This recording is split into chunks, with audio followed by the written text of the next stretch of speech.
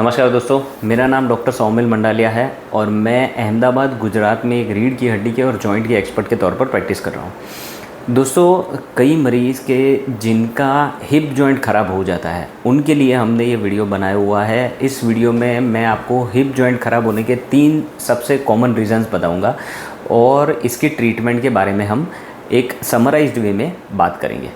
तो सबसे पहला तो एक ऐसी चीज़ है जिसे हम इडियोपैथिक कहते हैं। साइंटिफिक लैंग्वेज में, मेडिकल लैंग्वेज में जो भी डिसीज़ है, जैसे आपका हिप जॉइंट ख़राब हो गया है, उसमें कोई भी रीज़न नहीं मिल रहा है, मतलब कि आपको कोई ऐसी हैबिट नहीं है, आपने कोई दवाई नहीं ली है, कुछ भी नहीं किया है, लेकिन फिर भी जोड़ ख़राब हो गया है, तो उसे कहते हैं इडियोपैथिक।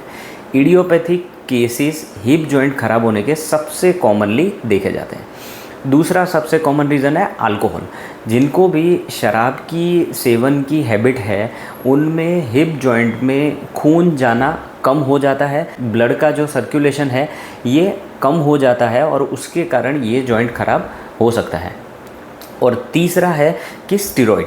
अभी कोविड के टाइम पे हमने बहुत सारे मरीज़ देखे हैं कि जिनको स्टेरॉइड दिया गया तो उनमें ये हिप जॉइंट ख़राब होने के, मतलब कि एवीएन होने के चांसेस बहुत ही बढ़ गए हैं। इसलिए हमने ये स्टेरॉइड भी कॉमन रीज़न देखा हुआ है।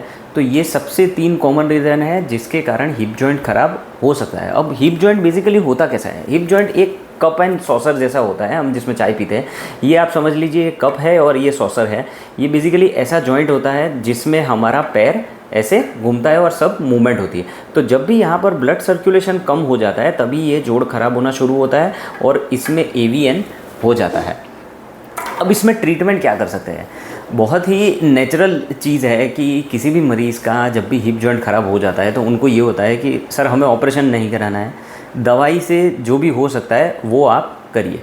तो सबसे पहले मैं ये कहना चाहता हूँ कि दोस्तों, ये हिप जॉइंट की बात नहीं है, कोई भी डिजीज़ में, ये कमर का है, घुटने का है या हिप जॉइंट का है, कहीं पर भी अगर अर्ली स्टेज है तो उसमें ऑपरेशन के बिना, मतलब कि दवाई में ट्रीटमेंट हो सकती है। वैसे ही हिप जॉइंट की एवीएन में है, अगर स्टेज 1 या स्टेज 2 है तो उसमें सिर्फ दवाई से ट्रीटमेंट हो सकती है, उसमें और कुछ करने की ज़रूरत नहीं पड़ती है। अगर स्टेज 2 से आगे है, मतलब कि स्टेज 3 है, तो उसमें कोर डिकम्प्रेशन की ज़रूरत पड़ सकती है। कोर डिकम्प्रेशन एक बहुत ही माइनर प्रोसीजर है और उसके रिजल्ट्स भी बहुत अच्छे हैं।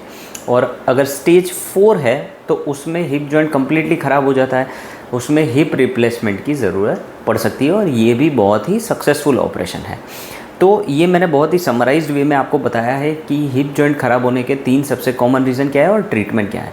इसके ऊपर हम डिटेल्ड वीडियो भी आगे बनाते रहेंगे, तो आप ये सीरीज़ हमारी देखते रहिए। हिप पेन से रिलेटेड सब वीडियोज़ आप देखिए, आपको बहुत ही अच्छी जानकारी मिल पाएगी।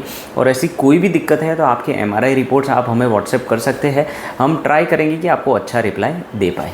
धन्यवाद।